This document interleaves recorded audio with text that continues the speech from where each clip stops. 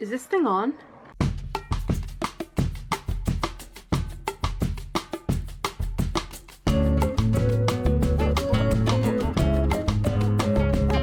Today we are going to be doing a deep dive into the Sleeping Beauty palette from Besame, or Besame? Besame, I think is how you say it. It's Kiss Me in Spanish.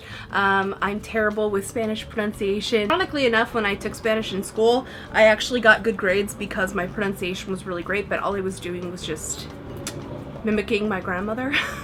So that's cool. This is the Sleeping Beauty palette. The design of the box, or the palette itself, is based on the book from the film. One of my all-time favorites. It came out in 1959, which was the year my madre was born, and I'm very excited because the colors in this palette really appeal to me. Now, there are parts of the packaging of this that are a little too, for lack of a better word, cartoony for me. It's like this is like a little chart showing kind of where they pulled some of the colors from Aurora, and here's one from Maleficent, and I mean, this is kind of a cool feature. It definitely is.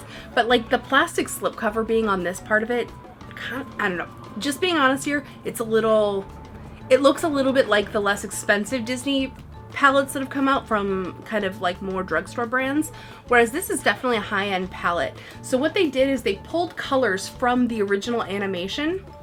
So the colors have names like Dust 107, Coral 102, Adobe 102, 89348. It shows you here a little chart of where they pulled the colors. The majority of the colors in the palette were pulled from Sleeping Beauty's palette, so they're more muted, definitely in line with 1950s colors. And then down here on the bottom you have those Maleficent inspired colors, which are much more punchy, bright, and colorful. One thing I've always loved about Sleeping Beauty was the color.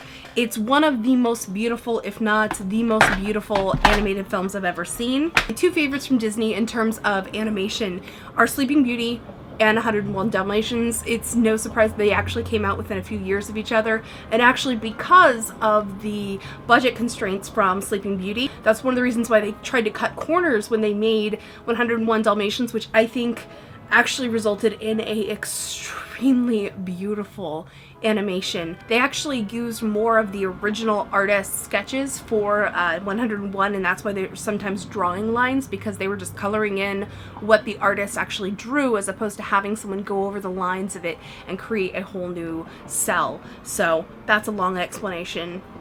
None of that actually pertains to this thing. Lately I prefer to do my foundation before I do my eyeshadow. I just find it to be kind of easier to make the look a little more harmonious. So for my primer today, I'll be using this one from Smashbox. It's the 24-hour eye primer. It's totally awesome. This is one I highly, highly recommend. It also lasts a long time. I like the squeezy tube of it. I could go on and on and on. So get a little bit of that on each of your index fingers. And this is a very slippery one. Like when you first put it on, you might even feel like, oh, this is never gonna dry down. It will, don't worry, baby. It'll actually make your eyeshadows really grip to it really intensely. So this is a great one too if you have shadows that are kind of, I need some help. These shadows don't, they are quite lovely, but I just use this primer all the time because I like the way it wears on my skin. So we're gonna give that a minute to go ahead and soak in while we do our face makeup. I'm gonna put on a bit of some moisturizer. This is from a brand called Moira Cosmetics. It's a very lightweight gel moisturizer. So I've already put moisturizer on a few parts of my face, but I brushed my teeth right before I filmed, so I need to kind of revive the hydration around my mouth especially. Now for my foundation today, I'll be using the Stay Naked foundation from Urban Decay. The color that I'm using is 20NN. Work that into my brush, and this brush is a stippling brush from Smashbox. It's lovely because it's not going to impart a ton of product, and it's going to give me a more naturalish finish. I like to start my foundation on my cheeks. I just feel, I don't know, maybe because they're like the biggest, most prominent part of my face, I just like to kind of get it on there first. Because this is a stippling brush, it'll be streaky unless you actually use a buffing motion, so you're going to need to use those little swirly girl motions. And one thing you'll notice is I applied the product here, and I'm blending it down, but I'm not going to actually pick up more product and put it, for instance, on my jawline. I want to keep this looking very natural and very light. Like I want it to just look like, oh wow, you've got great skin, instead of, oh wow, you've got great makeup, if you know what I mean. Before we actually put any additional concealer on, I want to make sure that you guys are seeing how good this foundation looks. I'm really only going to apply concealer where I need it. So for me, that's just right here under the eyes. Mixing together two concealers today. One is the Urban Decay Naked Skin in the shade 20 CP, which is the cool pink. Original Naked Skin, the color Fair Neutral. Next, I'm going to set my foundation with a light powder. This is from Besame. This is the Cashmere Powder Compact in the color Light. They have a few different colors of this. I believe this is the second to lightest shade. The compact is absolutely gorgeous. It comes with a little gold powder puff. So cute. And the inside mirror has a little motif on it. It's just so beautiful. Look at this. Oh, I love Besame. I'm trying really hard to say it correctly, so let me know in the comments if I've got it right. To apply this, I'm using a large powder brush from Sonia G. I was recently sent this from Beautylish, and oh my god, they're so luxurious.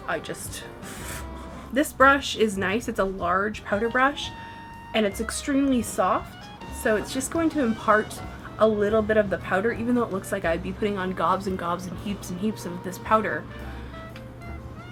You don't need as much as you think, for one. For two, just kind of blending it in and kind of bopping it into the skin as I'm doing is going to set it without over applying it, and then you can come through and buff it like this, and you see how that skin like glow starts to come back, so your skin is set but it's not overly matte. Don't forget your temples. I always forget my temples. Next, I'm going to apply a bit of a sculpting powder all over. I'm going to be using the You Sculpted palette from It Cosmetics. This stuff is genius. I highly, highly recommend. It comes with a bunch of different colors. Now, typically, we only need to use like one of these shades for contour, right? But it's nice to have the others that you can use as eyeshadow, you can use them as blush, you can use them as just different levels of contour depending on your skin tone. There's also a matte highlight and a shimmery highlight, so I like that it has a combination of textures as well. This is absolutely my favorite contour palette, I think. So I knock it off to get off the excess of powder, and you've noticed I've put it all over the fan. This is another one of the Sonia G brushes, and I will slide that right here, right along my cheekbone.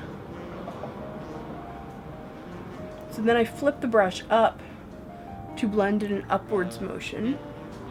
So I like my contour deliciously blended. I do not like to see a line. I like to see a nice, well-blended contour. So again, pick it up, tap off the excess. Alternatively, you can also tap your brush, which will put the powder more into the brush.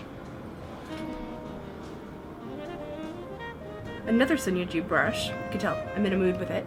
I'm gonna take the matte highlight. I will wisp that down my nose.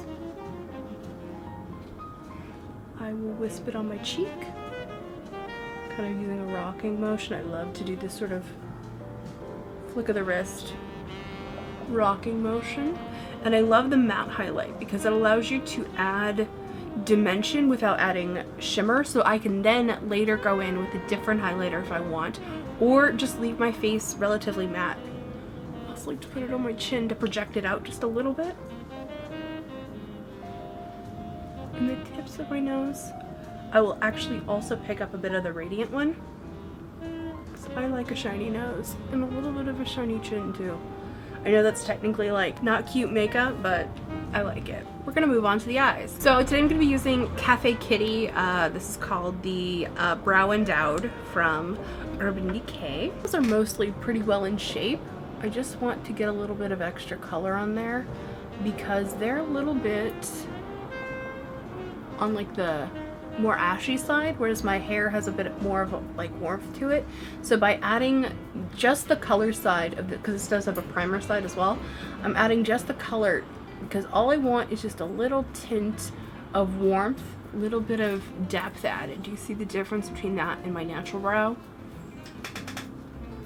Okay, so the trouble with a palette like this is there's so many colors and you kind of want to use them all. That's not what I'm going to do today. I'm going to do sort of like a minty seafoam kind of eyeshadow color. I'm going to mix a couple of different shades from this palette. So the first is White 106, which is a little bit more like a gray. You can see it has a little bit of a green tint to it. And I'm going to use that to sweep all over the eyelid as my first base. To apply this, I'm using a Smith 256. I'm picking up 89352, which is a beautiful mint color. And I'm going to sweep that on the eyelids. This one is the color of Maleficent's skin, which I've always thought was such a beautiful, like a minty seafoam. I love this brush from Smith Cosmetics as well because it's like a fluffy shader brush. I'm often asked, like, what's a good brush to pack color on the lid? This is actually a fantastic one because it also has a point so you can get into those little creases and stuff, but it's also fluffy so you can blend with it a bit as well. Now I'm going to pick up a little bit of Royal 106 as well as 89348, which is the one of the chartreuses. I'm going to go in again with 89352. And it's just going to cool that down, stop it from going to the avocado territory, and bring it back to a seafoam. You see the difference? This one has just like a little bit more like a blue tint to it to this side. For the crease of the eye, I just want to add a little tiny bit of a definition, but I don't want it to be too intense. So I'm going to take Dust 107 right here. It's sort of like a muted olive. And I'm just going to rock that in my socket line. Just kind of add a little bit of like an ending point to my shadow. I love that every color in this palette is matte as well. It's really nice. It makes it really easy to do a nice cohesive look like this because you're not gonna be dealing with difference in textures. So you can place any color anywhere. I really like how this looks very like mint meets avocado. I am digging it. It's very 50s meets 70s. For my eyeliner today, I want to continue on with this kind of muted trend. So I'm going to use a gray brown from Makeup Forever. This is called S50, Satin 50. And I'm going to trace this along my upper lash line. It's a very soft color, so you can take it all the way in if you'd like.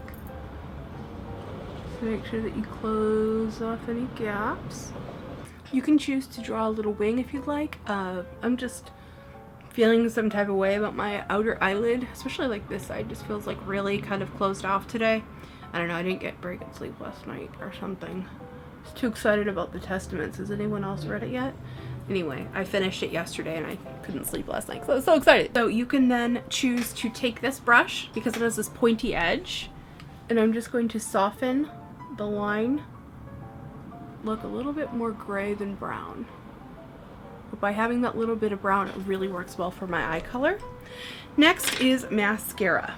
So what do we need for mascara? First, we need the eyelash torture device.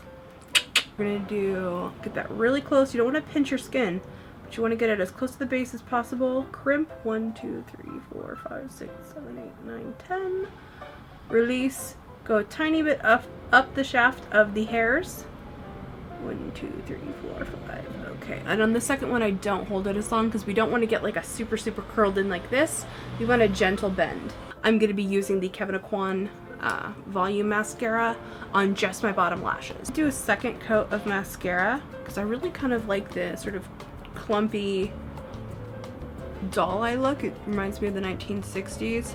Really cool mascara called Blowout from It Cosmetics. Again, love this one. So I don't want to wear false lashes today. I just want to be able to be comfortable because I'm going to my birthday dinner. So I'm just gonna pile on a few layers of this mascara, which honestly to me is beautiful. Like, I'm gonna go ahead and zoom in. The bottom lashes are clumpy, so ignore that. But the top is very like feathery looking on the ends, I think. And I really love this mascara for that.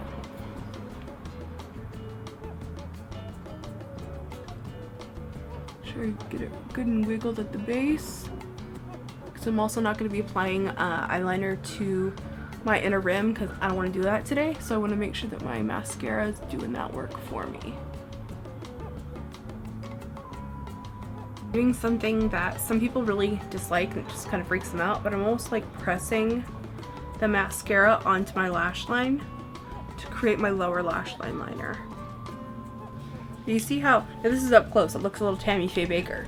I'll give you that. Zoomed out, it just makes my eyes look really big and bold and almost doll-like. But now we're gonna move on to lips. Now in the original time that I did this look, I didn't wear this much mascara for one, but for two, I wore an orange lipstick, which I think goes really awesome with this green eyeshadow, but I wanna try it with a Besame color that I have, so one moment. Okay, so this lipstick is called American Beauty. It is a pink-based red. It's gorgeous. I think it's going to go really, really pretty with this. One thing I love about Besame is the shape of their tubes. It's sort of like pointed, but then sort of squarish. Unfortunately, I have a lip scar, so I just kind of like to fill in a general shape with the lipstick tube itself. And then I'll pick up a makeup or a lipstick brush. And I'll use that to actually fill it into every little nook and cranny, because otherwise I would be here all day trying to fix my lipstick if I just applied it straight from the bullet. Now that we have lipstick on, I feel like we're missing blush, so I'm going to go ahead and do something kind of different. I'm going to dip into the Sleeping Beauty palette. I'm going to use this small brush from Sonia G. You can tell I really like these brushes. I'm going to use a combination of the shades here at the top to create a blush. So I'm going to go in with mostly Coral and Adobe. I kind of bopped it on each one of those. And because this brush is relatively small, I'm going to place this right here on the back side of my apples and my cheeks. I'm picking up Coral and then Adobe because I want to pick them up in the same order each time. It's really important when you're mixing colors, which is one of my favorite things with makeup, is making my own colors. So we're going to sweep it or sort of pat it like this in a more precise placement because we want to look forward. We don't want it to get too close to our nose, but we also don't want it to get like crazy 80s dolly cheek. So from there, I will then use sort of like a large oval motion, and then I'll end up with a sweeping motion which kind of rocks back and forth to get a really pretty blend.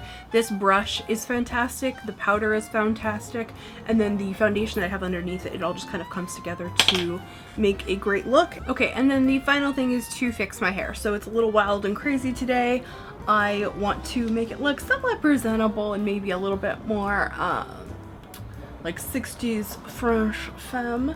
So I'm taking these little triangle clips, they're just little clippy clips, and I'm twisting my hair sort of half back.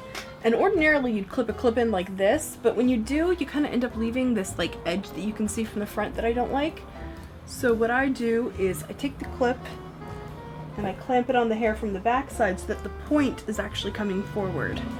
I think it just looks a little bit nicer that way. I love Besame, so I really love this palette. I actually purchased this. I don't buy a lot of makeup eyeshadow palettes anymore just because it's like I have every conceivable color, at least I feel like I do. That the colors were literally based on the film itself, and also that they seemed like a muted palette that was still fun colors that I would get a lot of use out of. Now that my overall coloring is very soft, it can be difficult to find things that can be fun and bold and playful without looking garish on myself, so this definitely works for me quite well. Now this lighting right here makes everything look a little bit more punchy. So there I've turned off my colorful lights, or just turned them to the white light so you guys can see what the makeup looks like. You can see it's a little bit less intense, a little bit less bold with the more neutral lighting.